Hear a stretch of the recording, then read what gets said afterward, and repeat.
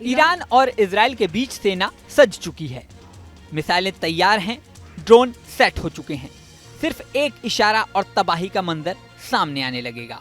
जी हाँ, middle east में बहुत बड़ी खबर आ रही है। दावा किया जा रहा है कि ईरान के पास 1000 से ज्यादा बैलिस्टिक और क्रूज मिसाइल का जखीरा है, जिनकी रेंज में इजराइल है। मिसाइल के अलावा ईरान के पास घातक हमलावर ड्रोन्स की फौज भी है, जो कहीं भी घुसकर हमला करने की ताकत रखते हैं। ये सब जंग के लिए रेडी किए जा चुके हैं। दावा तो यहाँ तक किया जा रहा है कि कुछ ही घंटों में इजराइल को तबाह किया जा सकता है। दोनों देशों के बीच कभी भी जंग हो सकती है। यहाँ आपको ये भी बता दें कि ईरान और इजराइल की ना तो जमीन आपस में मिलती है और ना ही समुद्री सीमा आपस में लगती है। ऐसे में हवाई हमले के अलावा और कोई रास्ता नहीं है। लेकिन ये रास्ता भी आसान नहीं है। ईरान से इजराइल पर हमले के लिए कम से कम 2 देशों इराक और जॉर्डन की सीमा को क्रॉस करना होता है। 14 अप्रैल को पिछली बार ईरान ने इजराइल पर ताबड़तोड़ ड्रोन और मिसाइल हमले किए थे, लेकिन कई ड्रोन और मिसाइल को जॉर्डन ने रास्ते में ही मारकर गिरा दिया था। ईरान के पास ड्रोन और मिसाइल की बड़ी ताकत है। 14 अप्रैल को किया गया अटैक बेशक कामयाब नहीं हुआ था, लेकिन इस बार नया प्लान तैयार है।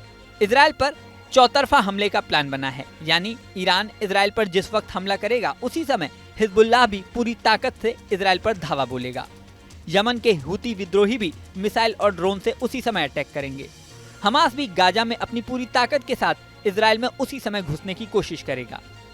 ईरान अभी तक इन तीनों प्रॉक्सी यानी हमास, हिजबुल्लाह और हूती विद्रोहियों के सहारे इजराइल से लड़ाई लड़ता रहा है। 3 और 4 अगस्त को उत्तरी इजराइल शहरों पर ताबड़तोड़ रॉकेट हमला करके हिजबुल्लाह अपनी बौखलाहट दिखा भी चुका है। ऐसे में इस बार होने वाला हमला बेहद घातक होगा। वहीं दूसरी ओर इजराइल की बात करें तो इजराइल की एयरफोर्स भी पूरी तरह तैयार है।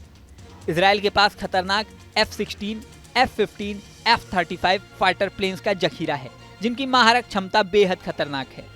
हूती विद्रोहियों पर सर्जिकल स्ट्राइक के रूप में ये अपनी ताकत पहले ही दुनिया को दिखा चुके हैं। लेकिन यहाँ एक बड़ी बात यह भी है कि अमेरिका के 14 से ज्यादा जंगी जहाज मिडिल ईस्ट में तैनात हो चुके हैं। ये इजराइल की मदद के लिए आए हैं। इसके अलावा 4000 से ज्यादा मरीन भी अमेरिका से भेजे गए हैं। अमेरिका मिडिल ईस्ट में हमेशा इजराइल का साथ देता रहा है। अभी भी साफ है कि अगर इजराइल पर बड़ा हमला हुआ तो अमेरिका सीधे जंग में उतर सकता है।